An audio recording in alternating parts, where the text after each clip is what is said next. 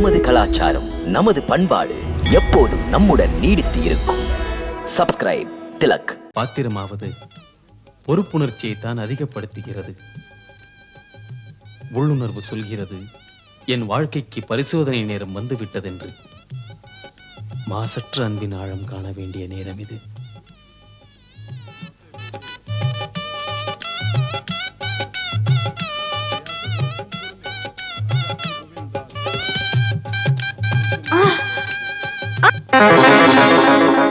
அடியே கூனி, கண் தெரியவில்லையா என்ன? மேலே வந்து மோதுகிறாயே. கண்கள் அவிந்து விட்டது. அதிகம் பேசினால் மூக்கை உடைப்பேன். கூனி, உனக்கே இந்த வயிற்றெரிச்சல்? இன்று சிரித்து ரசிக்க வேண்டிய பொன்னான நாள். யாருக்காக சிரிக்க, எதனை ரசிக்க? அட பாட்டி, இன்று நம் ராமன் ராஜாவாக போகிறார். ராஜா அடி வாடி, அழுது விட போகிறார். வாடி. ராமன் ராஜா ராமன். அடியே, என்ன சொல்கிறீர்கள்? எனக்கு இது பொறுக்கவில்லையே, பொறுக்கவில்லை.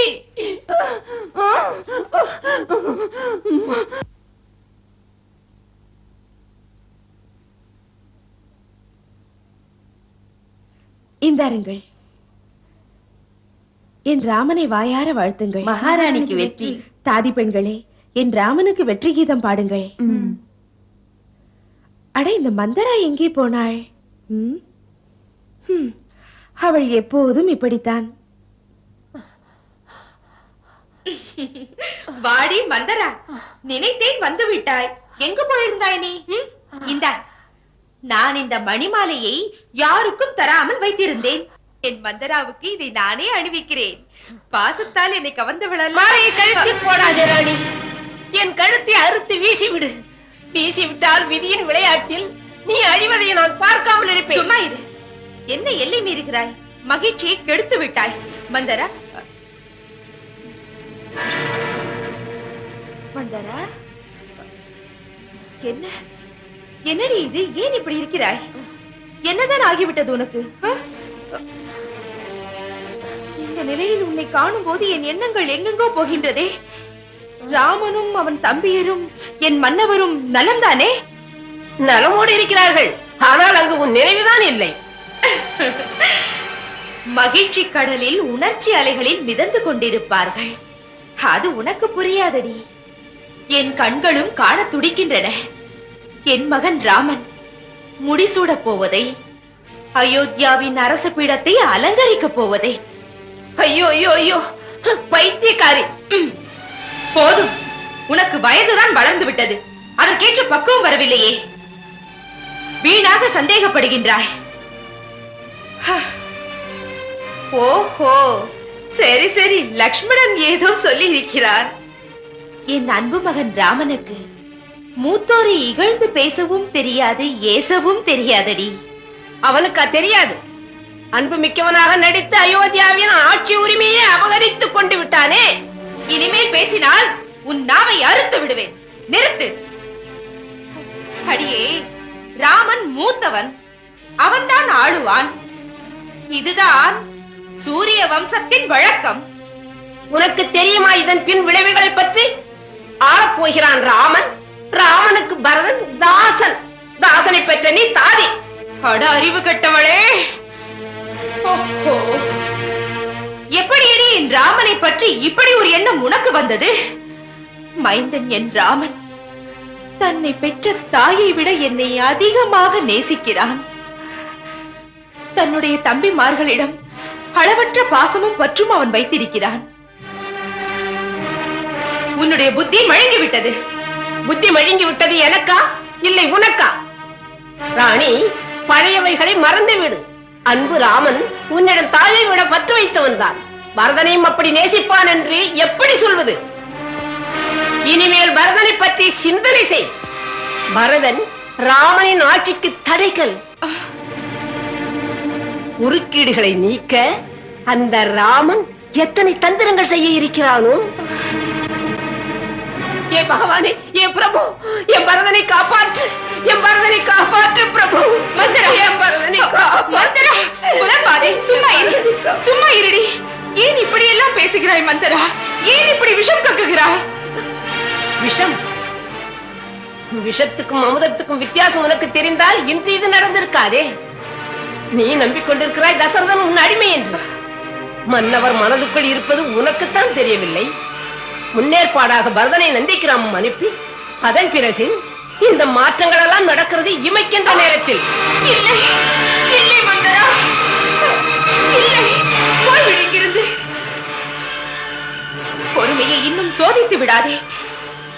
கீழ்த்தரமான குறுகிய கண்ணோட்டத்தில் என் அரசரின் செயல்களை இப்படியெல்லாம் இகழ்வாக பேசாதே. இந்த குறுகிய நரித்தனமான நச்சு எண்ணங்களை யார் போதித்தது? என் எதிரில் இப்படியெல்லாம் புலம்பாதே மந்தரா, புலம்பாதே. நேர்பட பேசு. என் நெஞ்சிலே நஞ்சை கலக்கிறாயே, கலப்பதால் என்ன லாபம் உனக்கு?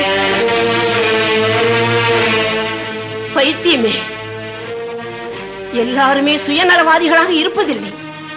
சுயநலமும் எனக்கில்லை. பிள்ளை பிராயத்திலிருந்து உன்னை மடி மீது வைத்து தாளாட்டினேன். ஒரு பூவை போல என் தோள் மீது சுமந்து சுமந்து சீராட்டினேன். அந்த பூவை இன்று 10ஓடு 11 மாளிகையின் நிகழ்ச்சியில் உருவாதை காண எனக்கு பொறுக்கவில்லை. அதன் பாதிப்புதான் என் துயரம். மன்னனாக உன் பரதனே அமர்ந்தார் என்ன, அவன் இருந்தார் என்ன, மந்தரைக்கு எந்த நஷ்டமும் இல்லை. பாவம் நீ தசரதனின் ராணி என்ற நினைப்பில் இன்று இருக்கிறாயே, உன் நிலைமை நாளை மாளிகையில் தாதி. தாதி, அரண்மனையில் யாருக்கு அடி துணிவு இருக்கிறது அப்படியாக்க? யாருக்கு தாதியாக்கப்படுவேன்?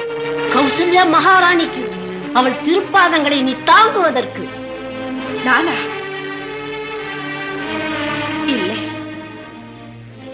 அக்காளை நீ களங்கப்படுத்தாதே.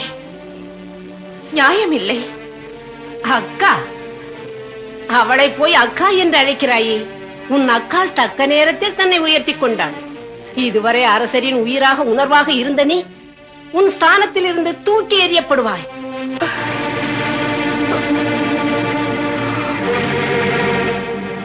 ராமனுக்கு ராஜதிலகத்தை இடுவதற்கு முன்னால் அரசர் இது பற்றி ஜாடையாக உன் காதில் போட்டிருக்கிறாரா? எத்தனை நாட்களாக நடக்கிற ஏற்பாடுகள், இதை உனக்கு அவர் சொன்னாரா என்ன?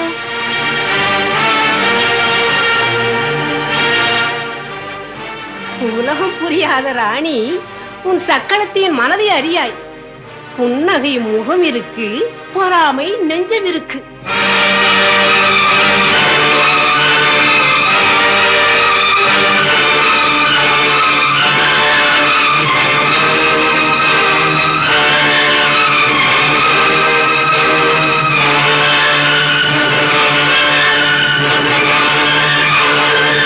மனம் மனம் அது கோயிலாகும்,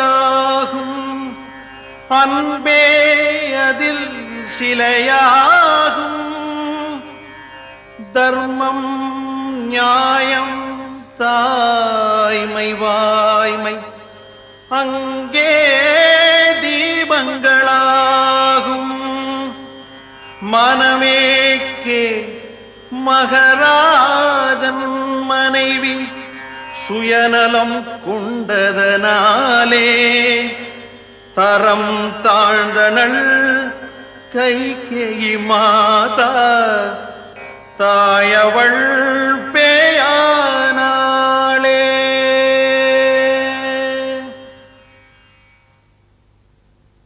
நடக்காது. மாளிகையிலே கைகேயி தாதியாக மாட்டாள். சக்களத்திக்கு கால் துடைப்பதற்கு முன்னால் மனமாற விஷமருந்தி மடிந்து விடுவாள். ஆனால் யாருக்கும் தாதியாக மாட்டாள். நிச்சயமாக. மடிவேன் என்று ஏன் சொல்கிறாய் பேதாய்? எதிரிகளை வீழ்த்த பழகு, கவலையை நீக்கு, அரசியலிலே எதிர் விளைவுகளை உருவாக்கத் தொடங்கு. ராமன் ஸ்தானத்திலே உன் பரதனை அமர்த்து. மந்தரா, இப்படி ஏன் இனிய கற்பனைகளை தூண்டி விடுகிறாய்? நாளை பொழுது விடிந்தால் ராமன் ராஜாவாகி விடுவான். இதை பார், நாளை விடுவதற்கு நம் கையில் ஒரு இரவு இருக்கிறதே. ஒரு இரவிலே என்ன நடந்துவிடும்? பிரளயம். பிரளயமா? பிரளயம் ஒரு வினாடியிலும் நிகழுமே. நம்மிடம் ஒரு இரவு மீதி இருக்கிறது. நீ மட்டும் திறமையாக செயல்பட்டால் ஆட்சி நமக்குத்தான். மூளையே கலங்குகிறது மந்தரா. பேராசை என்னும் சுழற்காற்றிலே பேதமையின் கையில் சிக்கிவிட்டால் எப்படி மீள்வது? இந்த சமயத்தில் எனக்கு எல்லாமே நீதான்.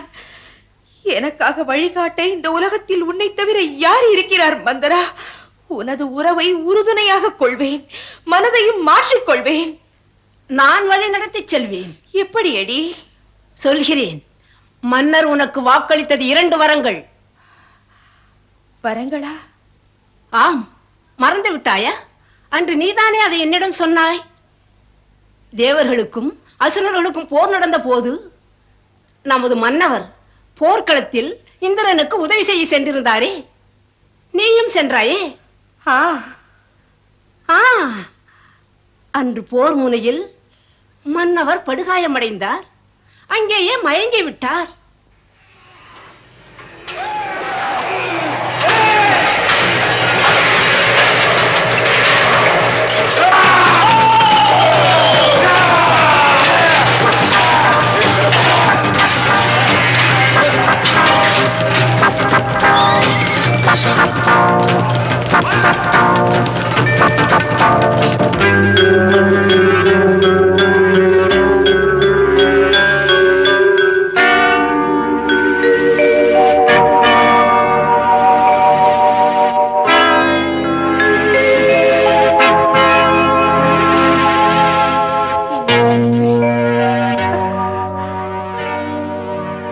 போர்க்களத்திலிருந்து மிக திறமையோடு ரதத்தை வெளியே கொண்டு வந்தாய்.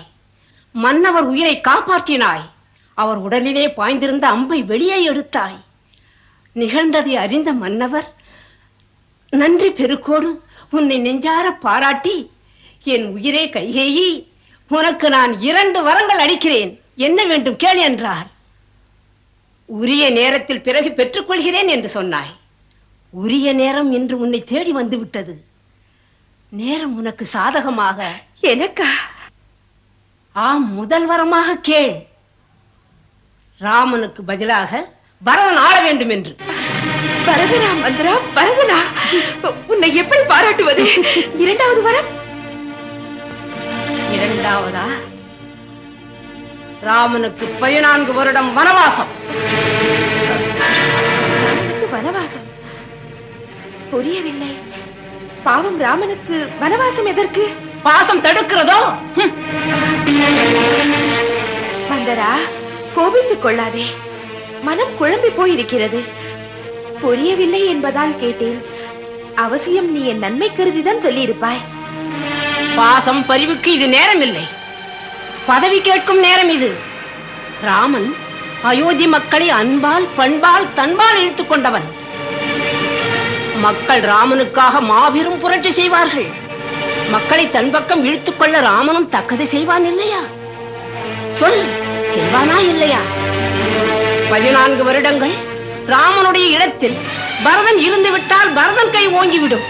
போதும், கூப்பிடு உன் மன்னவரை இப்போதே. வெற்றி கனிபறிக்க விரைந்து செயல்படு.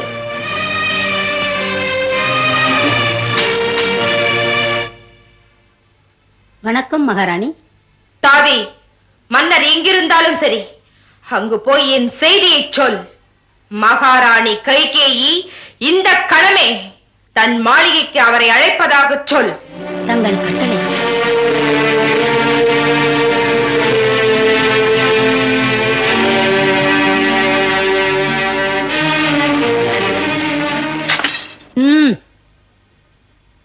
மன்னர் பிரானை நான் உடனே தரிசிக்க வேண்டும். இந்த சமயம் யாரையும் உள்ளே விட முடியாது. மகாராணி கைகேயின் செய்தியுடன் வந்திருக்கிறேன். விட முடியாது. அப்படியா சொல்லுகிறாய்? மகாராணியின் செய்தியை தடுக்கிறாயா? இதன் விளைவு தெரியுமா? காவலனுக்கு மன்னரிட்ட கட்டளையை மதிக்கத்தான் தெரியும். மறக்காமல் சொல். தேவி கைகேயி அரசரை உடனே வர சொன்னதாக.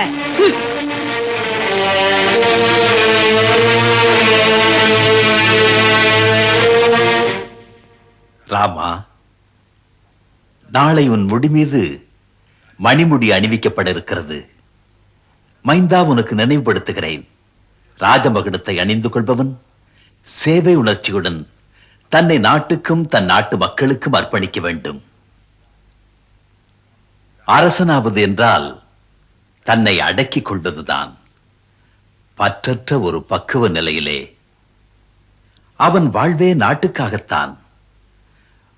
அவசியம் நேரும்போது அரசன் தேசத்துக்காக மனைவி, மக்கள் உறவு, அதற்கு மேலாக நாட்டுக்காக தன் உயிரையும் தியாகம் செய்ய வேண்டும்.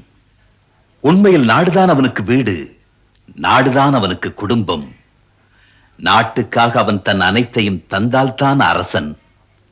அவனை ஆள வைத்த மக்களிடமிருந்து எதையும் அரசன் எடுத்துக் கொள்ளக்கூடாது. அரசனுக்கு நினைப்புகள், செய்கைகள், பழக்கங்கள் எடுத்துக்காட்டாக விளங்க வேண்டும். ஏனென்றால் மக்களும் அவன் வழியில்தான் நடக்கிறார்கள். ஒரு அரசனுக்கு உரிய செயல் தண்டிப்பதல்ல, நேசிப்பது. நெறியோடு பாகுபாடு கருதாது குறுகிய நோக்கமின்றி ஆள்வது. ஏனென்றால் நீதி வழங்குவதற்காக தன் பரிவுணர்ச்சியை பலியிடக்கூடாது. அரசனை மானிட வர்க்கத்தின் இறைவன் என்கிறார்கள். ஏனென்றால் எண்ணற்ற மக்களின் வாழ்வோடு தாழ்வு, சுகதுக்கங்கள் அவனை பொறுத்திருக்கிறது. அதனால் அவனிடத்தில் கருணை, அன்பு, காத்தருளல் ஆகிய பகவானின் திருக்குணங்கள் இருக்க வேண்டும். போர் முனையில் அரசன் தன் படைகளுக்கு முன்னே இருக்க வேண்டும். அவனுக்கு அந்த துணிவில்லை என்றால் அவன் படைகளே அவனை மதிக்காது.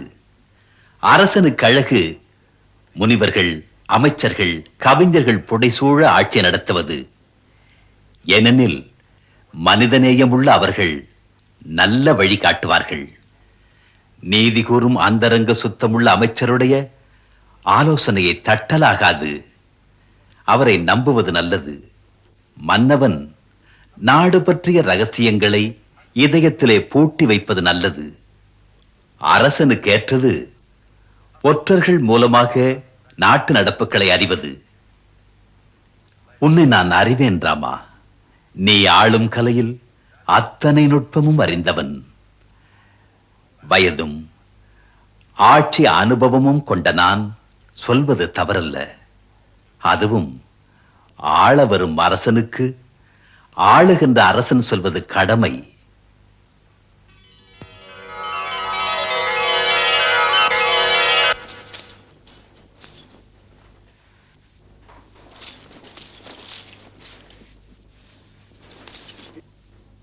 கேட்டாயா? மகாராணி கைகேயின் சேடி என்று தெரிந்தும் கூட அவளுக்கு மன்னரை பார்க்க அனுமதி இல்லை. இன்னும் ராமன் ஆட்சியில் அமரக்கூட இல்லை. அதற்குள் இந்த நிலை. பார்த்து விடுகிறேன் அவன் எப்படி ஆட்சியில் அமர்ந்து விடுகிறான் என்று. சொல்லாதே, செய்து காட்டு. இந்த கோபம் மன்னரின் பசப்பு வார்த்தைகளில் மயங்கி தளர்ந்து விடக்கூடாது. உறுதியாயிரு ராணி. இன்று மன்னருடைய இனிய கவனமான பேச்சில் கரைந்தா ஜென்மம் முழுவதும் உன் கதி அதோ கதி. அவர் வரட்டும் என்னை பார்க்க. இதுதான் நேரம் நான் வரத்தினை கேட்க. அவசரப்பட்டு பிடியை விட்டு விடாதே. அவசரப்படாமல் என்ன மந்தரா? நேரம் இனி எங்கே இருக்கிறது? பெண்மணி காரியத்தில் கண்ணா இருந்தால்தான் நல்லது. சொல், நீயே சொல். நான் என்னதான் செய்ய வேண்டும்? இந்த சமயம் உன்னை விட்டால் அயோத்தியிலே பெரியார்தான் இருக்கிறார்கள் எனக்கு நல்லது செய்ய. மந்திரையின் சொல்தான் இனி எனக்கு மந்திரம். தந்திரக்காரி நான் உன் கையில் எந்திரம். நான் சொல்வது அழகியல். அழகி நினைத்தால் சாதித்தே தீருவாள், முடிவினை காணுவாள்.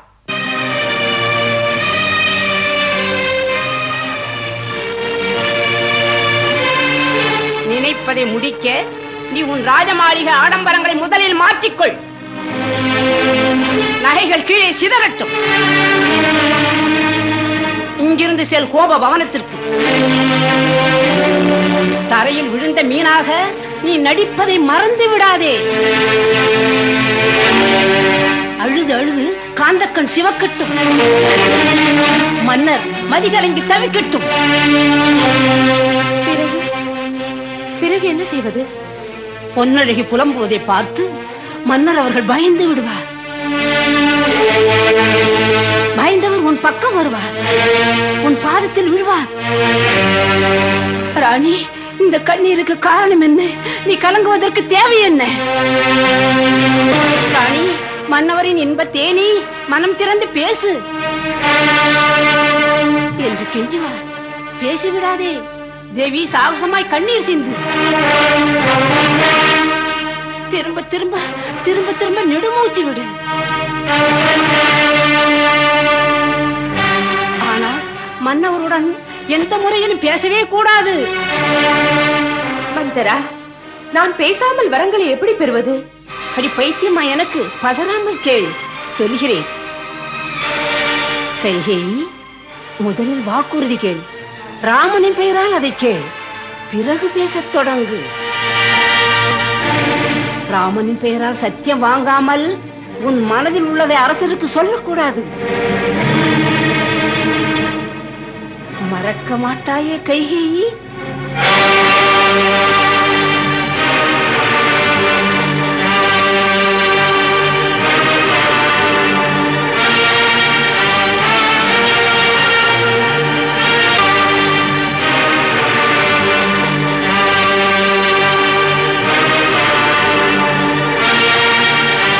மங்களம் தருபவள் மாதா சீதை, மன்னவன் ராமனின் அன்பு போதை.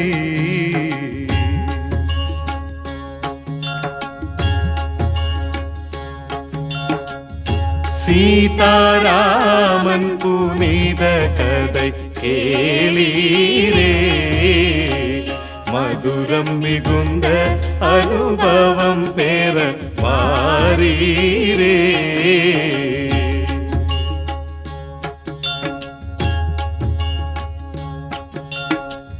கருத்துகள் நிறைந்திடும் காவியம் காணீரே, கடமை பண்பின் உயர்வினை ஆரீரே.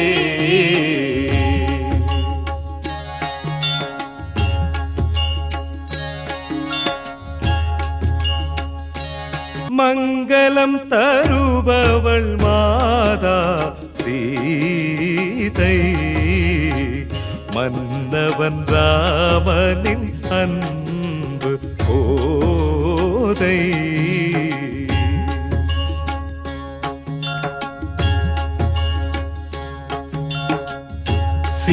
சீதாராமன் புனித கதை கேளீரே, மதுரம் மிகுந்த அனுபவம் பெற மாறீரே.